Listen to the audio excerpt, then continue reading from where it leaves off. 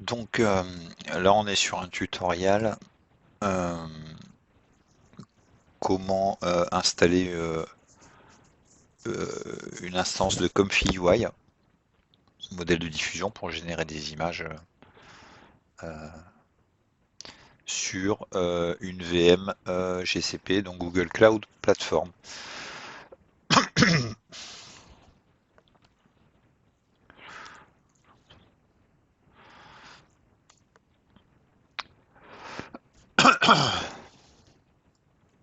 Alors ce qui est bien avec Google Cloud Platform, c'est que les, les VM qu'on lance, elles coûtent pendant qu'elles sont lancées. Mais par contre, si on les stoppe, elles coûtent beaucoup moins cher. C'est-à-dire que si elles sont stoppées, le GPU, tout ça, c'est plus facturé. Et ce qui est facturé, c'est que le disque persistant. Et évidemment, c'est beaucoup, beaucoup moins cher. De l'ordre de quelques centimes par mois. Donc c'est ça qui est quand même plutôt pas mal avec GCP, c'est qu'on peut mettre en pause sa VM si on s'en sert pas et la relancer. Donc nous on va créer un compute engine. Donc je crée une instance. Bon, je peux la laisser aux US, ça n'a pas de grande importance parce que je vais être le seul à la visiter. Donc on va choisir un GPU. Alors pour faire tourner comme UI, c'est bien quand même d'avoir une config un peu musclée. Donc je vais partir sur la L4. Notamment parce que là j'ai 4 virtual CPU, 16 Go de RAM. Sur une instance avec 6 ou 7 Go de RAM, enfin ça peut être un peu léger pour monter les modèles en mémoire. Euh, donc là, l'estimation mensuelle, c'est évidemment c'est si on laisse tourner la machine H24 pendant un mois, vu que nous on va la lancer uniquement quand on a besoin de générer des images, bah, on sera plutôt à ce coût horaire-là, donc 70 centimes de dollars par heure. Et par contre, le 10 persistant, là, ce qu'on se disait, là, voilà, pour l'instant, il me coûtera 1 dollar par mois. Alors comme c'est pas celui-ci que je vais utiliser, ça va peut-être coûter un peu plus cher, donc on va voir. Euh, À noter que si on supprime l'instance, on n'a pas la facturation hein, du disque persistant. Donc, on laisse par défaut G2 et CPU, c'est bien. La config standard. Euh, alors, par contre, le disque de démarrage, il va falloir le changer parce que là, c'est juste une Debian simple. Mais moi, je veux faire du deep learning, donc je vais prendre une VM avec déjà QDAN installé. Et le disque dur, je l'augmente un peu parce que 10 Go, c'est un peu léger si je veux stocker quelques modèles. Un modèle, ça pèse déjà 6-7 Go, donc je vais plutôt partir sur 50.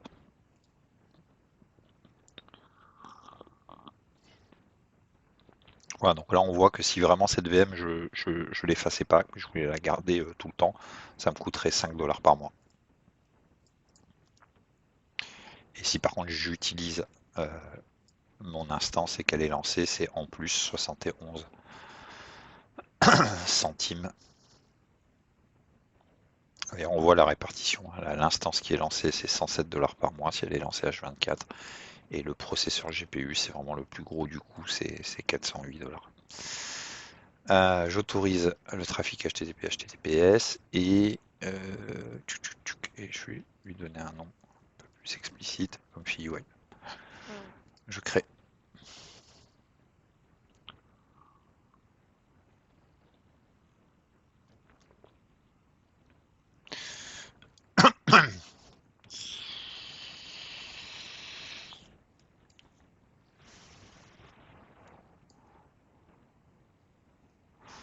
Alors comme le dit c'est persistant, si je stoppe mon instance, il n'y a plus que le disque dur persistant qui est facturé à 5 dollars par mois. Si par contre je la supprime, ça m'oblige à réinstaller tout. C'est-à-dire qu'il faudra que j'en recrée une et que je réinstalle. C'est-à-dire la manip que je vais faire là, je vais devoir la refaire. Après, c'est pas forcément dérangeant pour certains scénarios. Si vous générez des images que très peu souvent, ça peut valoir le coup carrément de supprimer et de la recréer parce que ça prend à peu près ouais, 5-10 minutes pour la recréer. Ça peut être une option. Donc là, mon instance est lancée sous Linux. Donc je vais me connecter en SSH. Alors je peux utiliser directement ce bouton-là.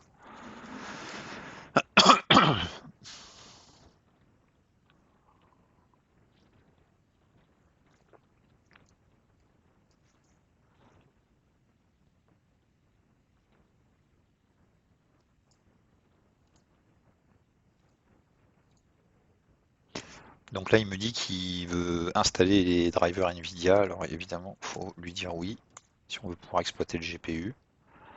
Ça, j'ai besoin de le faire une seule fois. Après, une fois que les drivers sont installés, comme c'est un disque persistant, ils resteront. Alors, ça se peut que quand vous ouvrez la fenêtre SSH, il vous demande si vous voulez autoriser à transmettre la clé et tout. Il faut cliquer sur oui hein, si vous voulez pouvoir vous connecter en SSH. Pareil, ça se peut que dans votre espace Google Cloud Platform, si vous n'avez jamais créé d'instance de VM, il vous demande d'activer l'API pour le Compute Engine, il faut l'activer.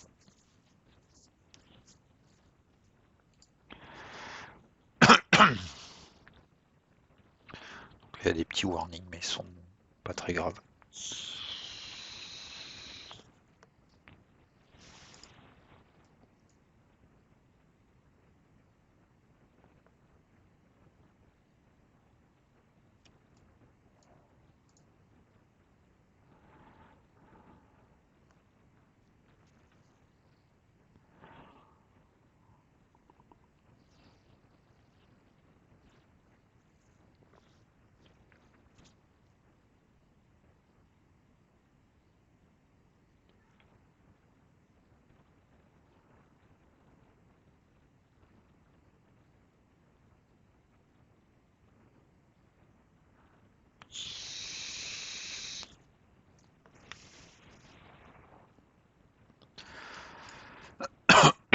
C'est un petit peu long là. On installe des drivers NVIDIA.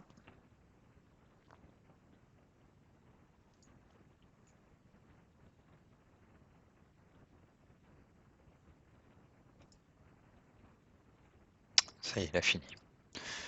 Alors, première chose, je vais me loguer en tant que root, parce que je vais faire pas mal de choses. Voilà. Je vais mettre à jour le repository des apps. Hop, apt update. Ensuite, je vais installer Aria 2 et ça nous servira à télécharger des modèles directement depuis la machine Linux plutôt que d'avoir à les transférer par un autre biais. Donc j'installe Aria 2. Voilà. Et la dernière chose que je vais installer, c'est ngrok. Ça nous permettra, parce que quand on va lancer notre instance comme UI, elle va être disponible en localhost sur la machine, mais elle ne sera pas accessible du monde extérieur. Et avec ngrok, ça va nous permettre facilement d'exposer notre localhost temporairement sur une adresse publique. Et ce qui est cool, c'est que ça, c'est beaucoup plus simple à faire que configurer côté Google Cloud. Et ça permet, si vous ne le lancez pas et que vous le tuez, votre instance, vous êtes sûr qu'elle est plus accessible du tout, en fait, quoi. Elle n'est pas du tout ouverte tant qu'on n'a pas lancé ce ngrok. Donc pour installer ngrok, il faut que je le télécharge. Voilà. Et je le décompresse dans le répertoire local bin. Voilà, ngrok est installé. Et ngrok, vous avez besoin de créer un compte sur ngrok.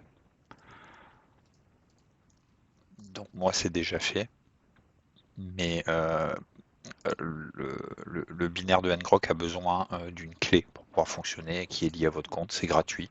Donc vous allez sur ngrok.com, vous créez un compte, vous allez dans Your Auth Token, et là ça va vous créer un token, et pour vous authentifier, vous tapez copier-coller cette ligne là. Voilà, et là il me met que mon auth token a bien été sauvé dans mon fichier de configuration. Maintenant j'ai le droit d'utiliser ngrok. Ok, donc là j'ai fait tout ce qui était préparatoire, j'ai installé Aria 2, j'ai installé ngrok, je l'ai authentifié. Donc maintenant je vais pouvoir installer Comfy UI. Alors Comfy UI, donc il est sur GitHub par ici. Alors là, il y a, voilà, il y a toute la documentation, la procédure d'installation, les raccourcis clavier, etc. Donc essentiellement sur Linux, et on a un processeur, un GPU Nvidia, ça va être cette partie-là qui nous intéresse.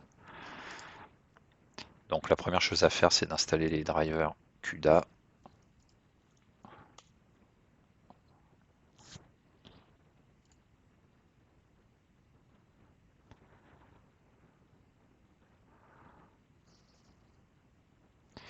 Et après, on installera les dépendances.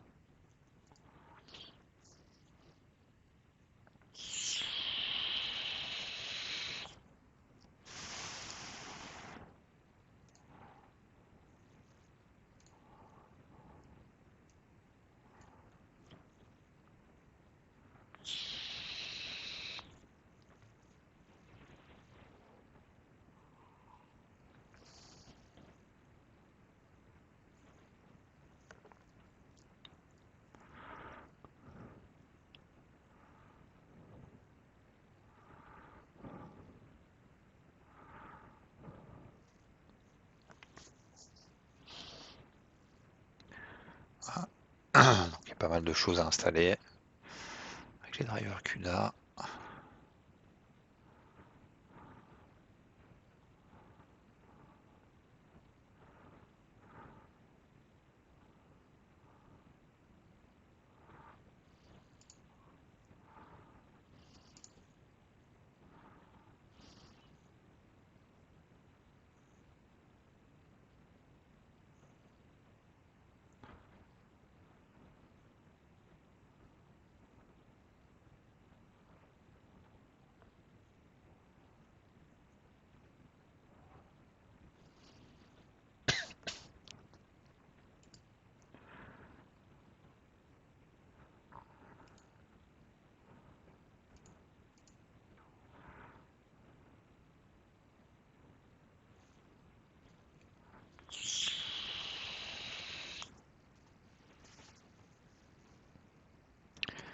Voilà, on est bon. Donc maintenant, on va rapatrier le projet. Donc je copie-colle l'URL et je vais l'installer par ici.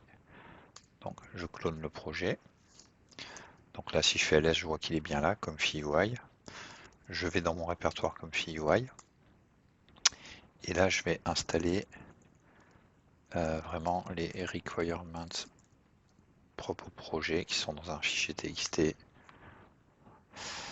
Ah bah oui, j'ai oublié. Voilà. Bon, c'est la commande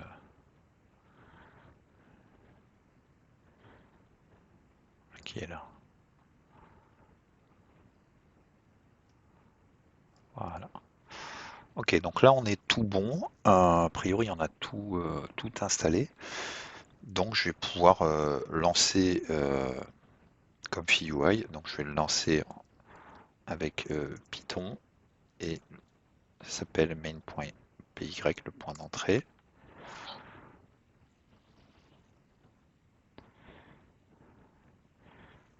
Donc là on voit bien que j'ai mon Nvidia L4 avec ma RAM, mes 16 Go de RAM, etc. Et mon instance elle est lancée donc du coup là sur une IP en localhost. Donc c'est cette IP là et ce port qu'il va falloir que j'expose sur une URL pour pouvoir y accéder depuis n'importe quel navigateur. Donc pour ça, je vais créer une nouvelle connexion.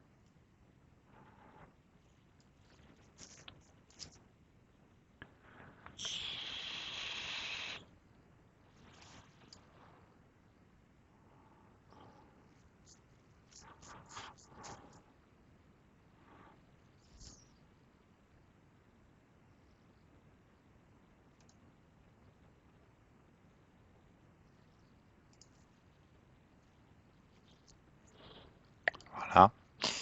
Et je vais lancer mon ngrok pour mapper mon port local 8088 sur un port 80 public. Donc ngrok HTTP et c'est le 81-88 que je veux exposer.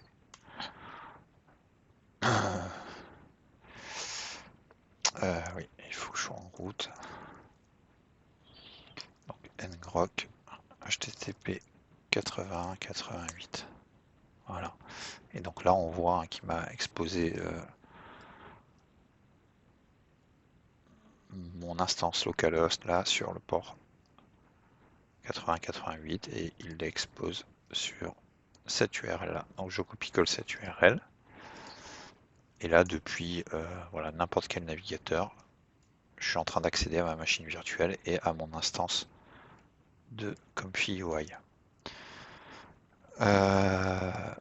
Voilà, tout ça on va effacer. Alors je peux toujours pas générer ma première image parce que j'ai téléchargé Comfy UI de base mais j'ai pas de modèle en fait. Il faut que j'utilise un modèle. Donc je vais encore créer une troisième connexion. Donc voilà, donc là on a cette connexion là qui a lancé Comfy UI, il y a celle-là qui a lancé ngrok pour m'exposer mon instance sur une URL, et là celle-ci on va s'en servir pour télécharger des modèles.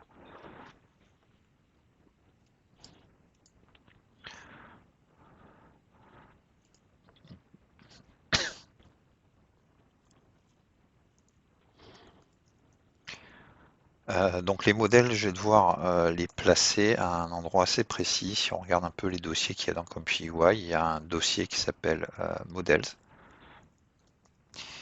Et à l'intérieur de ce dossier, il y a pas mal de choses. Il y a des checkpoints, voilà, il y a plein de les VAE, etc., les LoRa. Nous, ce qui nous intéresse, c'est les checkpoints, donc c'est les modèles de base. Donc je vais dans checkpoints et c'est vraiment ici que je vais télécharger mes modèles.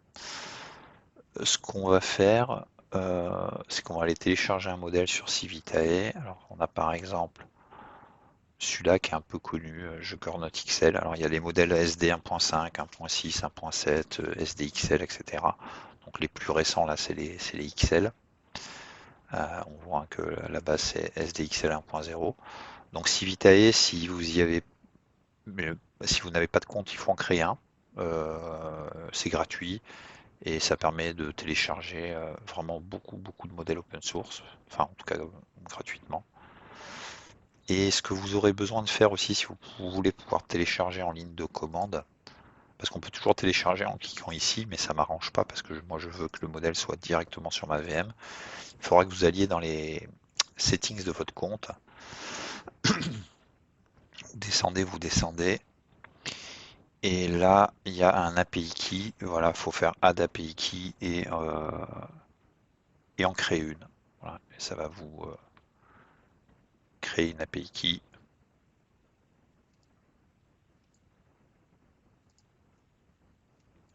Et on en aura besoin de cette API key pour après pouvoir télécharger les modèles en ligne de commande. Ok, donc moi je veux télécharger ce modèle-là, donc Juggernaut XL. Alors il y a plusieurs versions, les versions rapides, version light. Moi je vais prendre la version de base diffusion photo, donc celle-là, la V9. Je vais faire bouton droit, copier l'adresse du lien. Et là je vais me servir justement d'ARIA, qu'on avait téléchargé tout à l'heure, en faisant ARIA 2C 8 et je mets l'URL de mon modèle et je rajoute à la fin de l'URL que j'ai copié point d'interrogation token égal et là je colle mon token. Alors, je vais le faire hors capture parce que je peux pas partager mon token sur cette vidéo.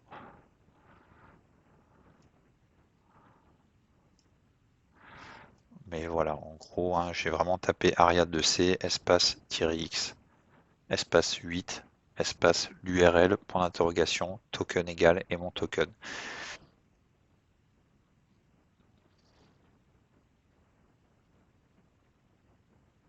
Et le -x8, en fait, ce qui permet, c'est de créer jusqu'à 8 connexions simultanées pour que le téléchargement soit beaucoup plus rapide.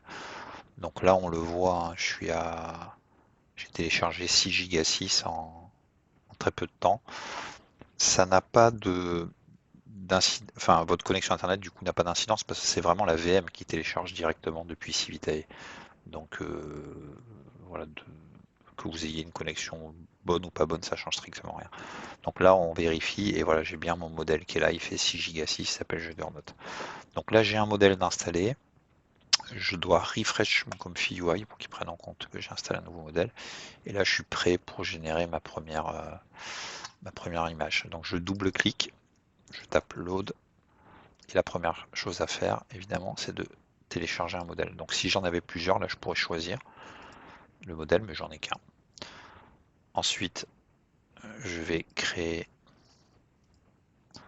un prompt positif. Donc ça, je m'en servirai pour mon prompt positif. Alors après, je peux le renommer hein, si c'est plus clair. Donc, prompt positif. Le mettre en vert. Et j'en crée un deuxième pour mon prompt négatif.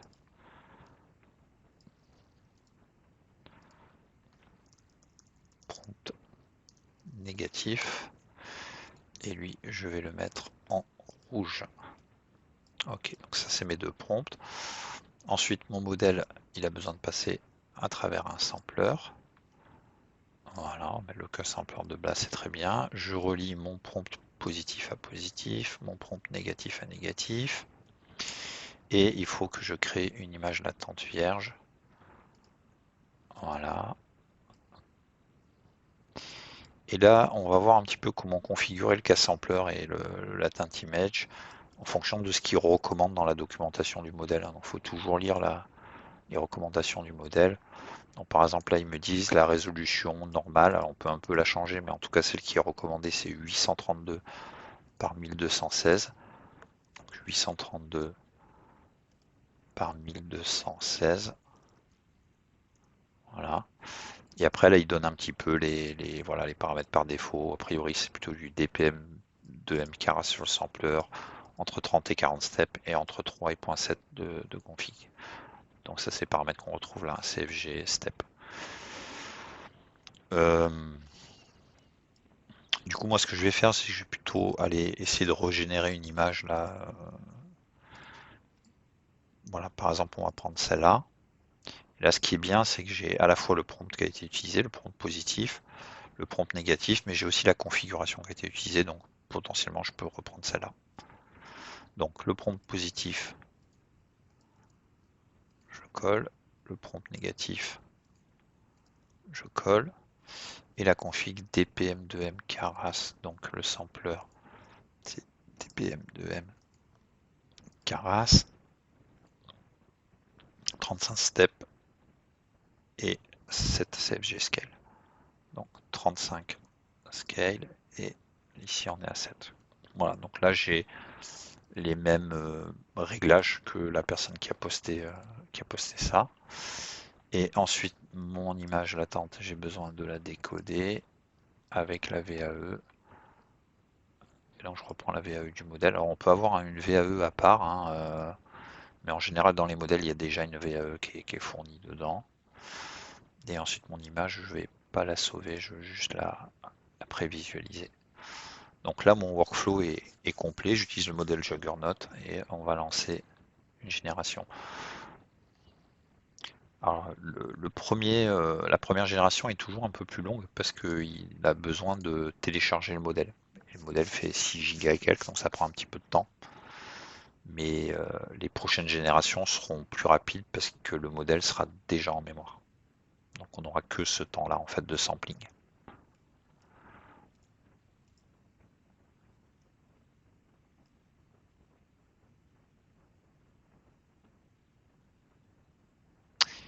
Et voilà donc ma première image générée.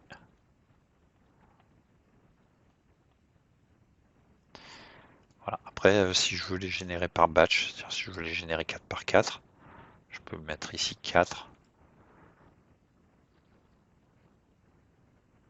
Alors forcément, ça va être 4 fois plus long parce qu'il génère un batch de 4.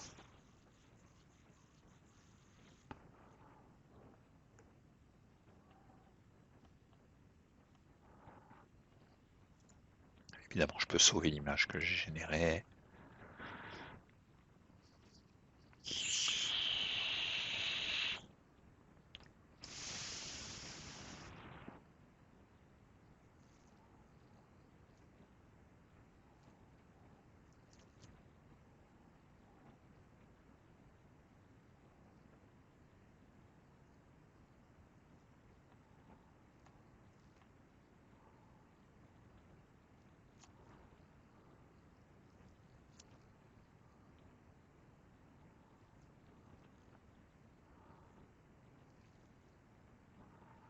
Voilà, donc là il m'en a généré, vous voyez, 1 sur 4, la deuxième, la troisième, la quatrième. Si je fais ça là, j'ai bien mes 4 images qui ont été générées. Alors pareil, la taille elle est un titre indicatif, mais si je veux un format, par exemple un peu plus paysage,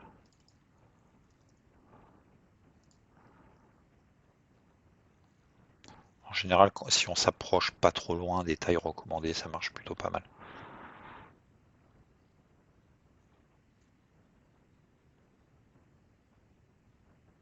Voilà. Donc là j'ai un format un peu plus paysage. On peut essayer un autre prompt par exemple.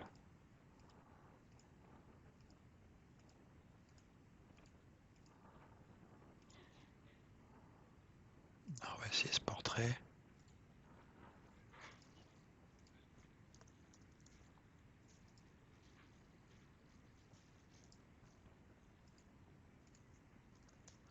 Voilà, et on va se mettre en par 1280.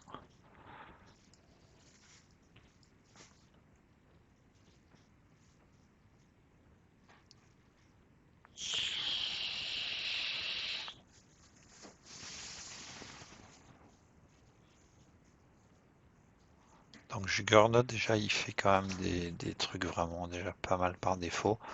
Alors tiens là on peut tester par exemple, tiens on va modifier un peu le donc Beautiful Lady, Ruby Eyes, Long Curly Hair, nanana. Je passe à cover, voilà on va mettre Blue Eyes.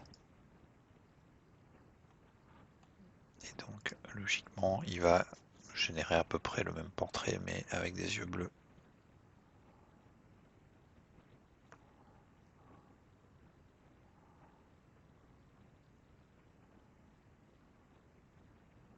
Voilà. Ils sont peut-être un petit peu trop un petit peu trop bleus. Pareil, on peut retenter, hein, on n'a pas toujours forcément l'image qu'on veut du premier coup.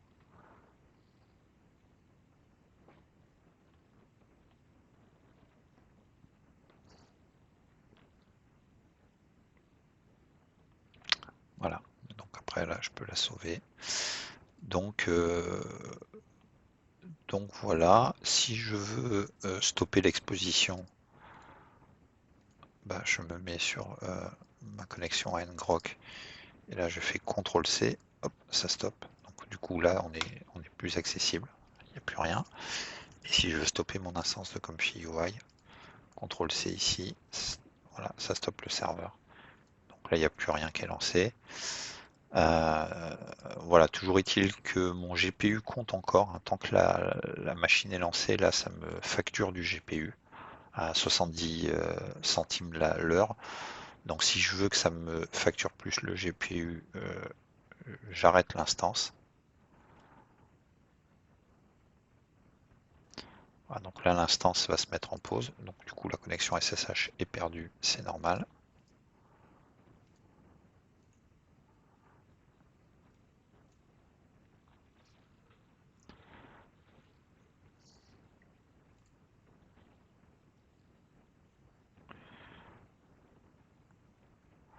Alors ça prend un petit temps hein, pour mettre l'instance en stop. Et donc là, si je relance mon instance, bah, j'aurai toujours mon Comfy UI qui est installé, les modèles que j'ai téléchargés sont toujours là parce que le disque est persistant. En revanche, ce disque persistant m'est quand même facturé. Donc là, c'était un 50 Go, c'était 5 dollars par mois quand même. Donc,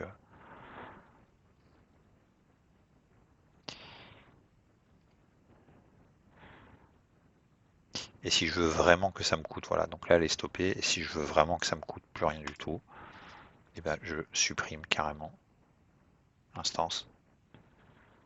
Et voilà, donc là l'instance elle va être supprimée, donc là il n'y a plus de coûts associés. Je crois que tous les coûts sont à la minute, voire même à la seconde, hein. Donc voilà la petite démo que j'ai fait pendant ce tuto, probablement qu'elle m'aura coûté quelques centimes de dollars à peu près. Voilà.